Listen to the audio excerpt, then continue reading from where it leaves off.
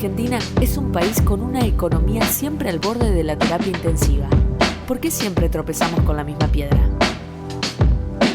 En La Mira ponemos el foco en lo que realmente importa: cómo construir un país con desarrollo económico e inclusión social, con voces que saben, datos confiables y charlas sin filtros. Analizamos la economía argentina como nunca antes. Bueno, estamos en una nueva edición de En la Mira, un podcast del Centro de Estudios y Cultural Demos, desde la ciudad de Santa Fe. Y hoy tenemos, Nacho, buen día, ¿cómo estás vos? Muy bien, Mariano. Hoy tenemos un programa especial. Sí. Porque vamos llegando al cierre del año, al cierre de este ciclo que nos hemos planteado. Y ya estamos entrando también en la finalización, ¿no?, de todo esto. Y por ende en el cierre con toda la potencia que él mismo tiene. Y hoy queremos bucear un poco en eso que para nosotros es un desvelo, que son las instituciones económicas nacionales, ¿no? Las que fijan en definitiva las reglas del juego de la economía en el capitalismo argentino. Y qué mejor que eso, que si queremos hablar de instituciones y de economía, que tener a un especialista en Derecho Constitucional, a un especialista en federalismo, que ha escrito una gran cantidad de libros, de publicaciones, pero que además ha sido parte no solo de la reforma de la Constitución Nacional de la Argentina en 1994, estuvo aquí seguramente en nuestra ciudad, pero sino que antes había sido ya miembro de la reforma provincial en Córdoba y fue en el 95 miembro de la reforma, o en realidad de la sanción de la Carta Orgánica de la ciudad de Córdoba, una de las primeras del país, luego de la autonomía consagrada en el 94. Antonio María Hernández, muchísimas gracias, un gusto muy grande tenerlo con nosotros para esta edición de En la Mira. No, muchas gracias por la invitación. Felicitaciones por la iniciativa que ustedes están llevando adelante. A mí me parece que el rol que están cumpliendo es trascendente en un país que necesita este tipo de debates, porque la Argentina no puede continuar en el grado de decadencia institucional en que se encuentra. Así que felicitaciones y muchas gracias por la invitación. Perfecto, muchas gracias. Antonio nos comentaba recién que fue partícipe del armado de la región centro también, ¿no? Es un dato que nos daba en off. En off, recién, y que yo no lo sabía, la verdad es que... Pero sí sabíamos cómo nace la región centro, la importancia de Santa Fe de Córdoba, obviamente. Pero claro. El vínculo con San Juan y el corredor bioceánico. Vaya definición geoestratégica de la geopolítica, que tan lejos estamos hoy, ¿no? Sí. Que hoy nosotros decimos, para mejorar las instituciones económicas a veces no hay que inventar mucho, hay que ir a ver qué fue diciendo nuestra propia historia argentina. Y 31 años atrás encontramos en la reforma del 94, Antonio, en la que usted fue parte clave, dos mandatos incumplidos. El de la sanción de una ley de coparticipación y un organismo de gestión tributaria federal, y la federalización propiamente dicha del Banco Central. Un poco en eso está nuestro trabajo económico. Nada, ¿qué quedó inconcluso de aquella época más allá de estos mandatos? ¿O por qué hoy vuelve a surgir ese debate? ¿Cómo analiza usted este presente, Antonio?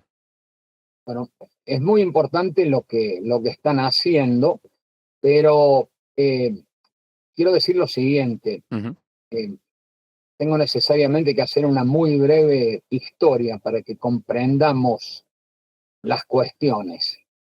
Nosotros tomamos como modelo la Constitución norteamericana, pero la Constitución histórica de 1853 se aleja del modelo norteamericano por la influencia de Alberti, que hace un federalismo muchísimo más centralizado que el federalismo norteamericano. Y uno de los aspectos donde se advierte esto es que los derechos, los impuestos indirectos internos, exportación o importación, son concedidos por esa visión más centralista directamente al gobierno federal, lo cual afectaba a las provincias exportadoras como Santa Fe, como Entre Ríos, como Buenos Aires, etc. ¿Qué es lo que ocurre? Se impone ese criterio, pero luego se produce un momento muy grave, ya lo conocen ustedes, la secesión de la poderosa provincia de Buenos Aires. Entonces, ahí está la primera presidencia del hombre de la organización constitucional, que incuestionablemente fue Justo José de Urquiza, derrota en Caseros a Rosas, cumple el Pacto Federal de 1831, que decía en el artículo 16 que había que convocar a una convención constituyente para darle una organización constitucional definitiva y representativa, republicana y federal para la Argentina. Esto es lo que hace Urquiza, pero claro, se impone en el primer momento este pensamiento más centralista que tenía Alberdi. Pero ¿qué ocurre? Cuando sigue el conflicto entre Buenos Aires secesionada y la Federación Argentina, llega un momento, no solo por la ley de derechos diferenciales, por la importancia que tenía la aduana, por los problemas que tenía la Confederación, por la libre navegación de los ríos, por el asesinato del general Nazario Benavides en 1859, el Congreso de la Nación le da al presidente de la República la orden de integrar definitivamente el país. Se produce otra batalla histórica, es Cepeda, nuevamente triunfa Urquiza, otro enorme aporte a la organización constitucional del país, revisión de la reforma de 1853 por una convención de la provincia de Buenos Aires que integró Sarmiento, el propio Mitre, Vélez Arfiel, Valentín Alsina. Se proponen 22 reformas al texto constitucional y se reúne la primera convención constituyente reformadora en 1860. Ahí se deja sin efecto lo que se había resuelto con la visión mucho más unitarizante de Alberdi, porque el líder intelectual es Domingo Faustino Sarmiento, que además es convencional constituyente en 1860. Y se producen correcciones haciendo un federalismo más descentralizado, más cerca del modelo norteamericano. Pero no se había resuelto el tema de a quién correspondían los impuestos indirectos externos.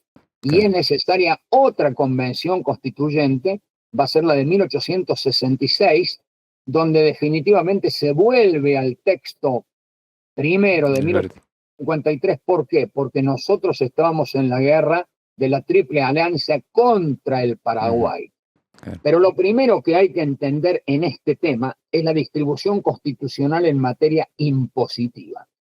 ¿Cuál es el tercer momento, hablando de federalismo, en su aspecto normativo? 1853, segunda versión más descentralizadora, 1860, tercera versión, la más importante, la vigente, gran reforma constitucional de 1994. Tres aspectos claves para la descentralización del poder. Federalismo en estricto sentido, ya vuelvo sobre esto. Reconocimiento de la ciudad autónoma de Buenos Aires como nuevo miembro de la relación federal, casi una provincia. Para mí la creación más audaz de la reforma del 94 es lo que más le llama la atención para los estudios de federalismo comparado, es decir, lo que hicimos con el tema de la ciudad autónoma de Buenos Aires, que insisto es casi una provincia.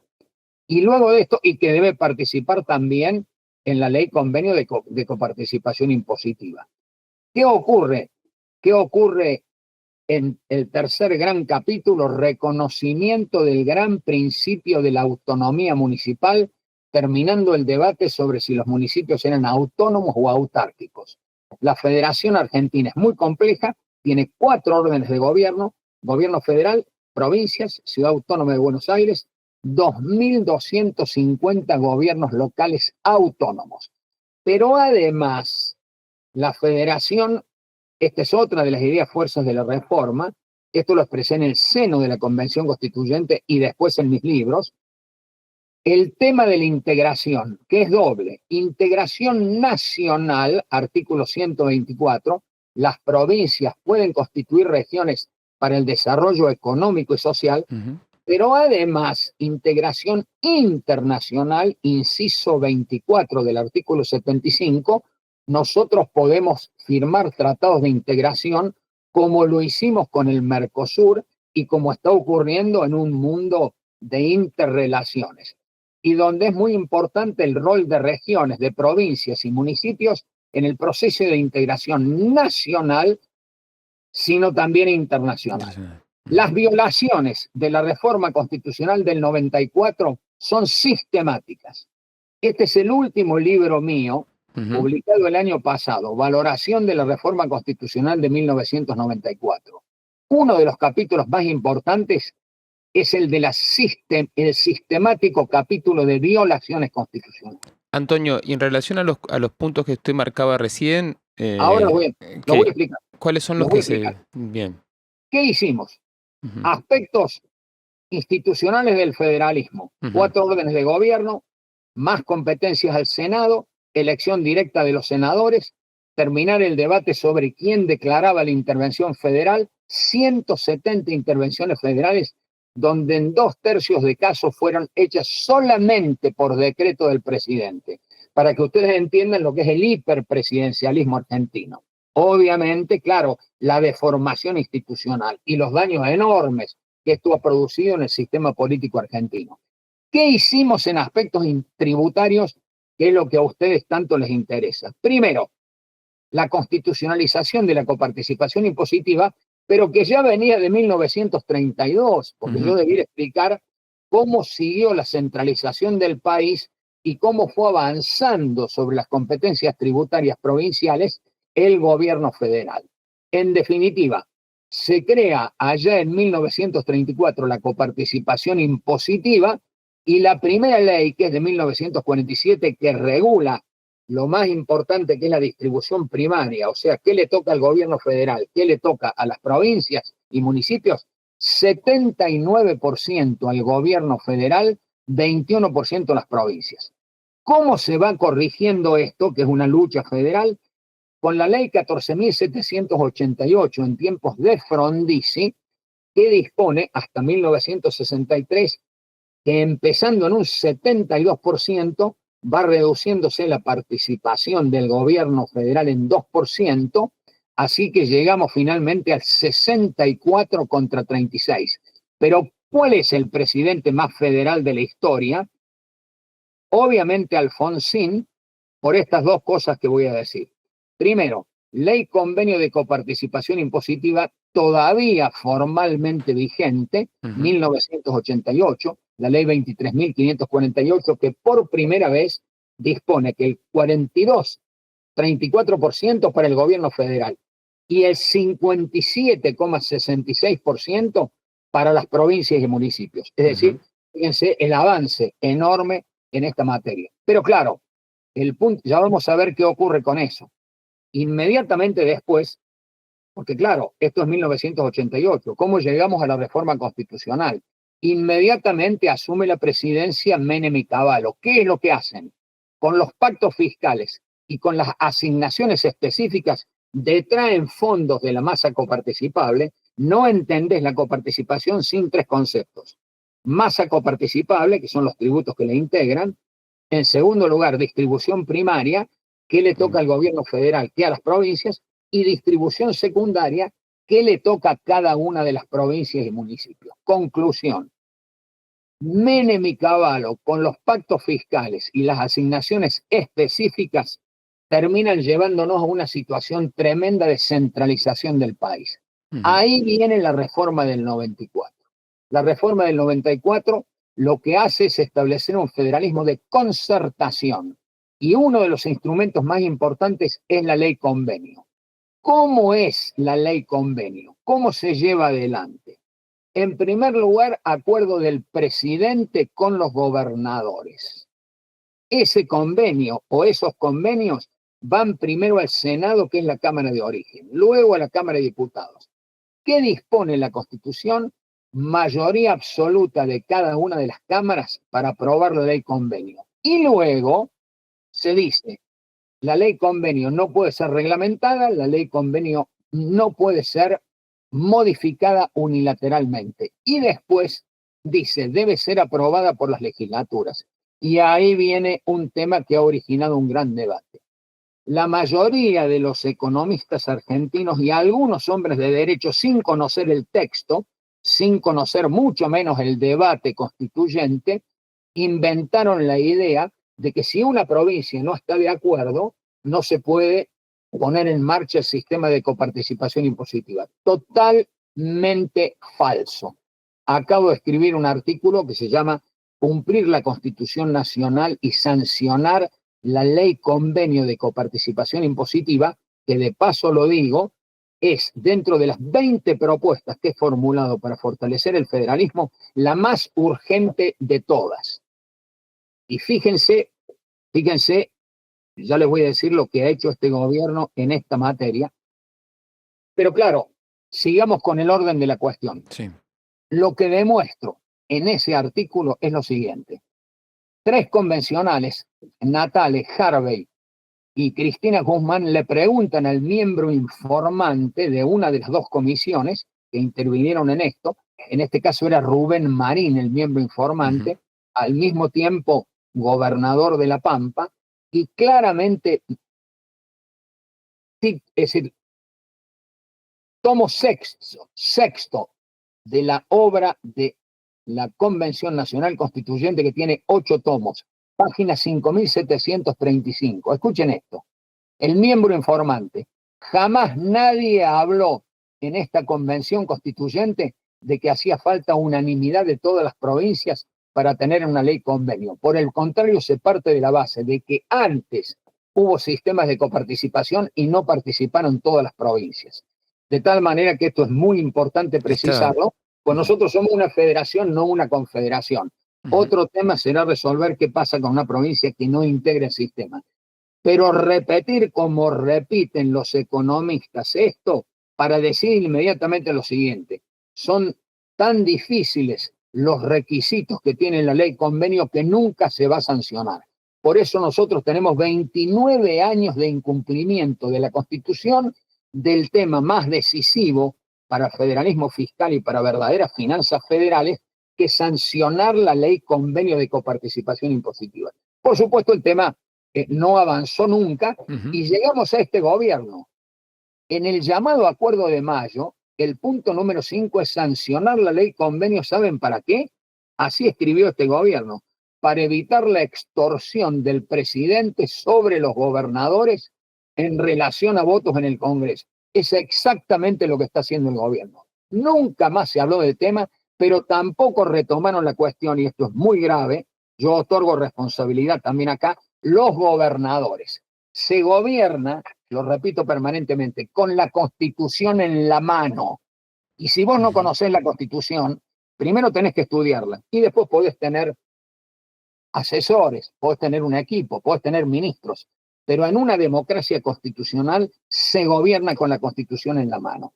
Así que, en conclusión, primera y muy severísima violación de la Constitución: no sancionar la ley convenio de coparticipación. Segunda, la Constitución, los constituyentes, nosotros establecimos, saben que fui vicepresidente de la comisión redactora, que tuve mucha responsabilidad en esto, porque además había integrado previamente la comisión de juristas del Acuerdo de Olivos en nombre de la Unión Cívica Radical, era también diputado de la Nación, trabajé muy cerca del presidente de mi bloque ya en la convención, o sea, Raúl Alfonsín, que ha sido muy claro con respecto a la idea de fortalecer el federalismo y atenuar el hiperpresidencialismo argentino.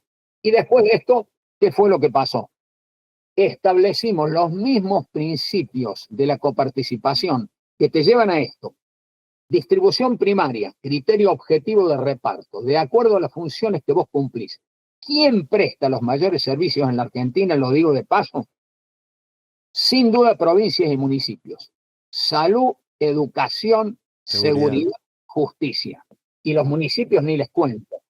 ¿Qué es lo que se establece cada año que debe hacer el Congreso? Sancionar la ley de presupuesto cumpliendo cada uno de estos requisitos. Y después, para la distribución secundaria, que también tiene que tenerse presente en la coparticipación y en el presupuesto nacional, los criterios de equidad y de solidaridad para asegurar a cada argentino un grado de desarrollo equivalente. Imagínense la realidad de la Argentina. Sí.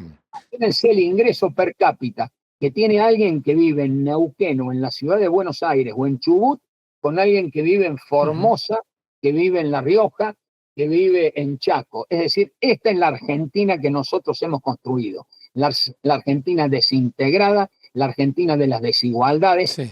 todo por violaciones constitucionales. Antonio, hay uno puede ver la Constitución con todos estos elementos federalistas y al mismo tiempo una tendencia histórica hacia el centralismo, ¿no? El centralismo. Sí. De algún modo, y para colmo, actualmente empieza a volver a hablarse de la necesidad de reformar la Constitución. Así ¿no? es. El tema es que la reforma de esa Constitución probablemente, si se hace, se va a ajustar a una forma más centralista, digamos, ¿no? En vez de cumplir... Pero no hay ninguna duda, porque hablan de volver a la Constitución de Alberdi, no tienen la menor idea de lo que están diciendo. Nosotros ya lo sabemos. No conocen la Constitución, no conocen la historia, no conocen la geografía ni la historia nacional. Muchos creen que la Argentina termina en el límite de la ciudad de Buenos Aires y después se han dado cuenta que, claro, no, puede ser que termine donde termine el área metropolitana de Buenos Aires, o sea, en los 40 partidos que rodean a la ciudad autónoma de Buenos Aires. No, la Argentina tiene la 8ª geografía del mundo, necesitas estadistas que obviamente lleven adelante el sueño de los padres fundadores. ¿Cuál fue? Tener una democracia representativa, republicana y federal. Obviamente, nosotros estamos muy lejos de ello, pero quiero señalar algo en lo cual ustedes están trabajando muy bien. Vienen los aspectos económicos del federalismo. Este es un tema muy importante. Primero, Banco Federal. Banco Federal, ¿qué significa esto? No el Banco Central Unitario que tenemos. Lo dijo Juan Carlos Maqueda como miembro de la comisión de redacción que habló en este tema, entre otros convencionales. Nosotros necesitamos un Banco Federal al estilo de la Reserva Federal Norteamericana. Tiene que haber participación de las provincias.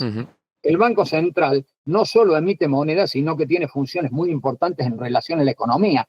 Hay que terminar con la visión centralista y donde el Banco Central no solo no tiene independencia, imaginemos lo que pasa ahora, con 2 socios, el ministro de Economía y el presidente del Banco Bausili, o sea, no solo no independencia, sino además criterio claramente centralista, ninguna visión federal, otra violación de la Constitución. Sí, además, pero hay otras más. Sí. ¿Qué pasa con el federalismo de concertación, la propiedad de los recursos naturales de las provincias? ¿Qué pasa con la posibilidad de la integración nacional que no está cumplida porque tenemos el Gran Norte argentino, Nuevo Cuyo, la región centro y Patagonia? Pero ¿dónde está Buenos Aires y dónde está la ciudad autónoma de Buenos Aires? Fíjense la gravedad de lo que estoy señalando. Y después podríamos señalar lo mismo con respecto a un tema que sí se ha desarrollado, las relaciones exteriores por parte de provincias. En eso sí se ha avanzado, pero en definitiva, lo que podemos señalar, 2 provincias que siguen violando la Constitución en el tema autonomía municipal. Nada menos que la provincia de Buenos Aires. Voy permanentemente cada vez que me invitan a la provincia, es la provincia más centralizada de todas. Lo que pasa es que nosotros terminamos la obra constituyente consagrando la autonomía municipal en agosto de 1994 y después vino la reforma constitucional de 1994 en la provincia de Buenos Aires. Ahí acordaron Duhalde y Rico no tocar una coma del texto municipal que estaba en la Constitución de 1934 de la provincia, pero que venía del siglo pasado. Conclusión. ¿Cómo puede ser que una provincia que tiene más de 18 millones de habitantes tenga solo 135 gobiernos locales por el sistema de partido? No hay vida local, no hay verdadera autonomía municipal en la provincia de Buenos Aires. La autonomía municipal es la base de la República Federal, es además el primer teatro en que los hombres ejercitan sus derechos. Ahí debe comenzar la carrera política. En el orden municipal rendís cuentas de que tenés las manos limpias, pasás al orden provincial, de ahí al orden federal, sos un político formado. Claro, nada de eso ocurre en la realidad. Además, estamos, ya que ustedes son economistas, en un problema muy grave que tengo que señalar. Los premios Nobel actuales, Acemoglu y Robinson, con una obra clásica que se llamó simplemente ¿por qué fracasan los países? Respuesta, porque te quedas sin instituciones. Es lo que le está pasando a la Argentina. Estamos en un momento muy delicado. Recién ahora frente al hiperpresidencialismo argentino y al gobierno por decreto. Es impresionante la cantidad de decretos de necesidad de urgencia y de decretos delegados que ha dictado el actual presidente. Ya opiné ante la Nación, ante el primer decreto, que fue el 23 de diciembre, a los 10 días de haber asumido, 20 de diciembre, dicta el decreto todavía vigente 70, de 366 artículos. Inmediatamente sostengo, ante la consulta de la Nación, que es groseramente inconstitucional ese decreto de necesidad de urgencia. Pero después vino la ley base, saben que fracasó, tenía 644 artículos, fue sancionada una de 232 artículos, no debe haber leyes ómnibus.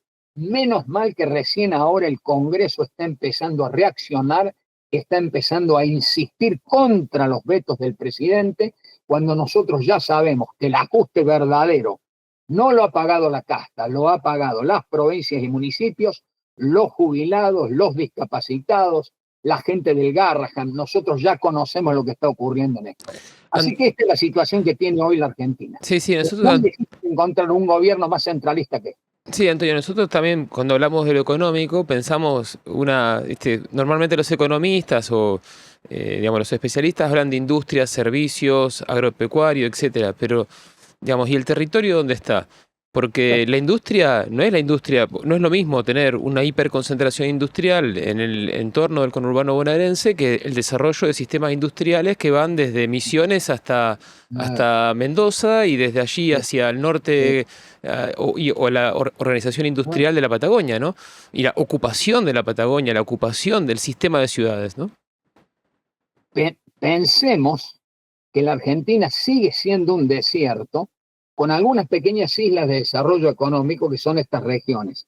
Pero claro, es evidente que con el marco constitucional que tenemos, con la clara idea de las regiones para el desarrollo económico y social, más las relaciones internacionales de las provincias, nosotros podríamos tener, más un federalismo de concertación, nosotros podríamos llevar adelante un proceso de desarrollo para tener un país integrado con igualdad de oportunidades. Pensemos en la importancia de las regiones, pensemos en los pasos cordilleranos, pensemos en los acuerdos de Argentina con el Mercosur para abrir 13 pasos cordilleranos para que nosotros traigamos los productos del corazón productivo del Brasil, Paraná y Paraná-Tiaté, o sea, de San Pablo, pasemos por la región centro. Tuve el honor de redactar el Tratado de Integración, firmado en primer lugar por Mestre y Obed, Mestre, gobernador de Córdoba, Obed, gobernador de Santa Fe, después se sumó Busti de Entre Ríos, pero ahí está la región centro que tiene una misión estratégica, y después los productos pasan por pasos cordilleranos, tenemos que invertir en aguas negras, y entonces vamos a los puertos de aguas profundas que tiene Chile, y de ahí al Pacífico, que hoy tiene más del 40% del comercio mundial. Es decir, acá hace falta estadistas con visión federal que tengan una visión en grande de la Argentina. Antonio, un poco tomando esta última parte y considerando el poderío económico, si se quiere, de desarrollo productivo que tiene la región centro y algunos otros sectores, ¿dónde pone usted el análisis, el motivo o la respuesta a esta pregunta que nosotros nos formulamos? ¿Por qué la región centro, con una gran capacidad económica, social, institucional, no ha podido lograr una proyección política que le pueda brindar a la Argentina una alternativa? Bueno, esa es una pregunta importantísima y te felicito. Yo estoy convencido que acá hay un capítulo grande de responsabilidades. No lo dije ayer en el marco de un seminario de federalismo fiscal, todo con visión interdisciplinaria. Estaba Alberto Porto, estaba Ernesto Res, es decir, especialistas en materia de federalismo fiscal, integraron al Instituto de Federalismo que dirijo de la Academia Nacional de Derecho desde hace muchos años. Claro, hay que tener visión interdisciplinaria para estudiar estos temas. ¿Qué nos ha pasado? Bueno, ahí vienen las responsabilidades. Primero, obviamente una democracia de baja calidad institucional. Esto es lo primero que hay que señalar, es decir, lo que decía Carlos Santiago Nino, no democracia deliberativa, sino democracia delegativa que te lleva al hiperpresidencialismo y gobiernos por decreto. En segundo lugar, es una democracia de baja calidad institucional porque la Argentina es corporativa, la corporación de empresarios, la corporación de sindicatos, la corporación de jueces, la corporación de abogados. No, en su lugar tiene que regir el gran proyecto republicano, federal, progresista de la Constitución Nacional. Nada de eso ha ocurrido y sigue en el capítulo de responsabilidades. ¿Qué han hecho los gobernadores? No tienen asesoramiento constitucional, no conocen bien esto, se los dije, había representantes de distintos gobiernos provinciales, y los economistas ya sabemos que, claro, no conocen la materia constitucional. Entonces, en definitiva, este es un tema clave para entender cómo se puede cambiar la Argentina. ¿Por qué? Porque la Argentina en general es conservadora, lo había terminado de explicar, fue uno de sus últimos aportes Juan Yach, es decir, la Argentina del statu quo, la Argentina en que no podés cambiar nada. Y bueno, los datos que dio en su libro Unitarios y Federales rumbo al siglo XXI, se los tengo que repetir a ustedes para que entendamos la realidad de la Argentina. Ingresos del gobierno federal, 84,4%. Ingresos de 23 provincias y la ciudad autónoma de Buenos Aires, 14,2%. Ingresos de 2.250 gobiernos locales, 1,4%. Y resulta que yo escucho a la Unión Industrial Argentina decir que la culpa de la presión impositiva la tienen los municipios. Claro, con este tipo de discurso, obviamente, sin educación cívica y democrática, sin formación constitucional y política de la dirigencia política, y me refiero a diputados, senadores, ministros, el propio presidente, gobernadores, claro, así es difícil gobernar. Para gobernar, vos necesitas una gran preparación, una gran experiencia. Esto es lo que hay que entender definitivamente.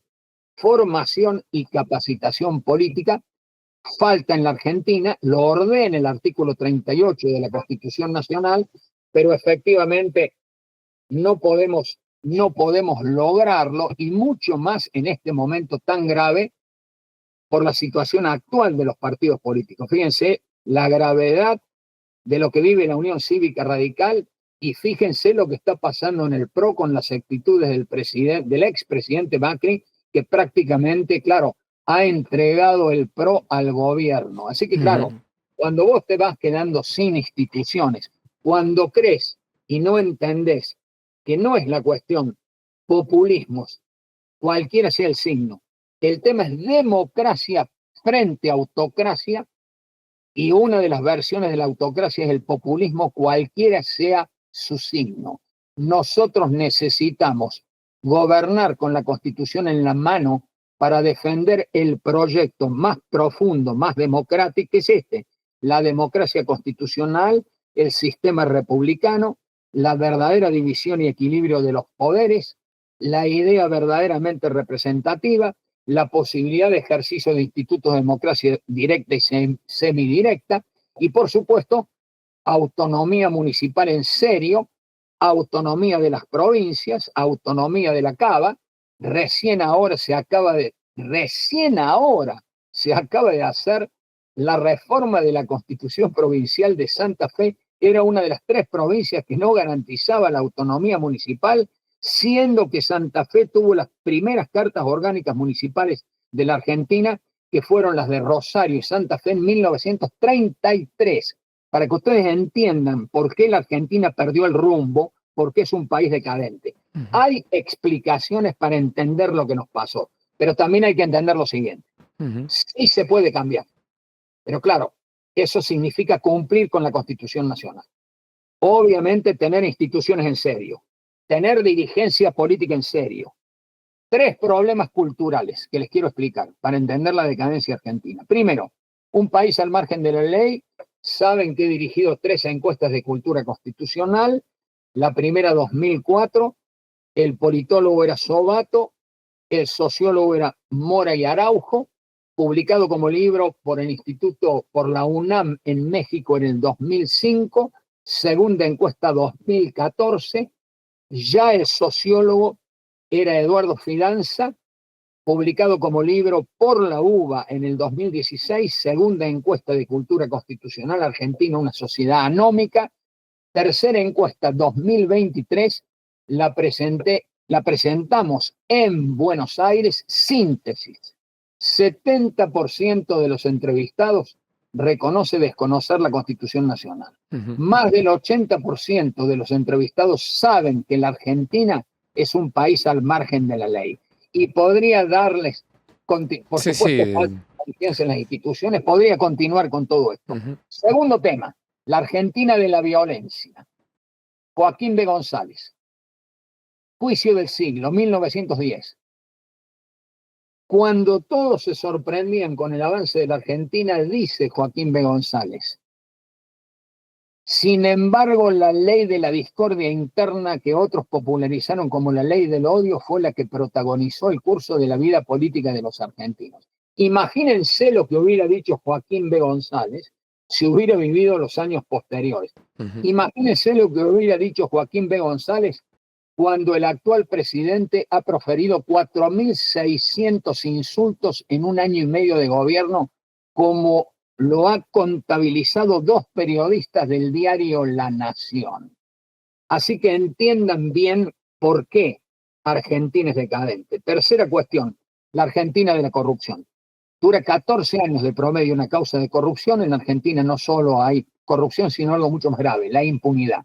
Y eso que nosotros incorporamos en el artículo 36, tal vez el más importante de la reforma del 94, la defensa del orden constitucional y democrático, porque hace referencia a la trágica historia que vivimos hasta recuperar la democracia en 1983. Por eso lo más importante de estos últimos 40 años es la reforma del 94, el único ejercicio de política arquitectónica que sienta las bases para avanzar rumbo al siglo XXI con una verdadera democracia constitucional. Y bueno, imagínense la situación de corrupción que tenemos en la Argentina. Ahora espero que empiece la causa de Cuadernos y que sigan las investigaciones gravísimas del caso Libro de fentanilo y el escándalo que ha denunciado Españolo. Así que eso explica la decadencia argentina. Antonio. Por eso, Argentina sí puede cambiar, sí, pero con estas condiciones y siempre con la Constitución en la mano. Antonio, tenemos que cerrar la entrevista, nos estamos quedando sin tiempo, pero bueno, en principio también quería hacer una última reflexión, digamos, viendo su trabajo, el de muchos otros. Evidentemente hay un espíritu que podría sintetizarse como una especie de gran, digamos, preocupación por el federalismo argentino, una especie de movimiento federalista así en ciernes, en el que abrevan, digamos, miradas de distintos partidos políticos, distintas tradiciones, con a veces matices de diferentes formas, digamos, pero hay como un tronco común, ¿no? Esta idea de reconstruir el Estado sobre la base de los principios representativos y republicanos, y el federalismo, el territorio, como una diagonal que articula esas dos cosas, ¿no? Que le va dando forma concreta en cada espacio, en cada territorio de ocupación territorial, ¿no? Creo que eso puede ser una línea de trabajo, ¿no? Una línea de trabajo, un horizonte. No sé cómo lo ve usted, Antonio, eso, como para ir cerrando. Absolutamente de acuerdo, y vean lo que les ofrezco. Federalismo y constitucionalismo provincial es la segunda edición. Esto es Aveledo Perrot. Son aproximadamente 950 páginas. Simplemente he podido hacer nada más que una síntesis. La Argentina será grande en serio cuando sea efectivamente federal, republicana, y cuando demos vigencia a todos los principios que hemos consagrado, no solo en la reforma del 94, sino en las reformas constitucionales de 21 constituciones provinciales y en la sanción efectuada de aproximadamente 178 cartas orgánicas municipales. Tuve el honor, en efecto, de presidir la Convención Constituyente que sancionó la primera Carta Orgánica Municipal para Córdoba es la única ciudad de Iberoamérica de más de 1 millón de habitantes que tiene su constitución local, una constitución modelo, 160 artículos, muchos de ellos alcanzados por, pero enorme grado de consenso de los 5 bloques políticos integrantes. O sea, se puede hacer política en serio en la Argentina.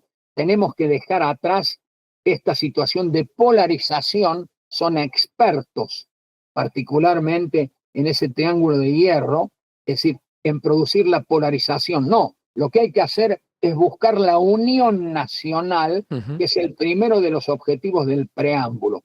Eso es lo que hace un líder político democrático en serio. Pero definitivamente, con la Constitución en la mano, se puede cambiar. Muchísimas gracias por esta invitación, los felicito por esta iniciativa y estamos en contacto. No, Muchas gracias, Antonio. Al contrario, muchísimas gracias a vos por tu tiempo, por tu generosidad y obviamente queda el compromiso, como hablamos en off, ahora lo hago público, de poder armar una agenda y poder invitarlo a Santa Fe. Quedaron muchos temas para charlar, me interesa ahí el nacimiento de la región centro, creo que también es uno más para sumar a la agenda de temas. Muchísimas gracias, Antonio, que tenga un buen día. Hasta cualquier momento, un gran abrazo. Gran abrazo. Nosotros nos volvemos a ver el próximo mes con un nuevo episodio de En la Mira, un podcast de Demos, Centro Cultural y de Estudios. Chau. En la Mira es un podcast original de Demos, Centro Cultural y de Estudios. Seguinos en Instagram y X como @demoscce para conocer todas las producciones del Centro de Estudios.